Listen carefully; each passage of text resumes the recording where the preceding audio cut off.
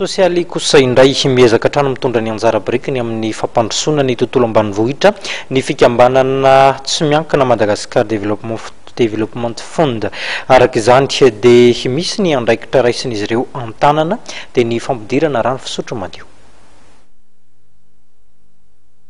Volanina tao tokotany EPP Kadivoromaly ny mponina ny komuna ambanivohitra Ambohipandrano distrika Anarivonimamy nandritra ny fitokanana ny paompin-drano fisotro madio miisa 9 avy napetraka ao anatin'ny vohitra 9. Vaovao tanteraka ankehitriny ny olan'ireo mponina izay voatery manao dia-tongotra mandritra ny antsasakadiny matsaka rano any an-tanimbary na manilika lalana malama amin'ny andro aviorana. Tsy maro mamasaka ny ekipa rehetrarehetra tsisy avakavana fa mahavita azy daholo tiavatsika ny ekipa rehetrarehetra.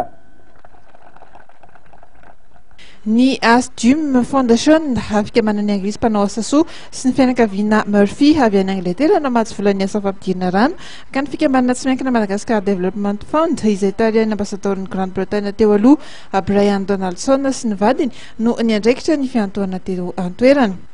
Nanome voninahitra io fotoana fitokarana io ary ireo mpiandraikitry ny MDF ary notron'ireo manam-pehefana avy ao an-toerana izay notarihany ben'ny tanàna Ambohipandrano Forajojany Wilson.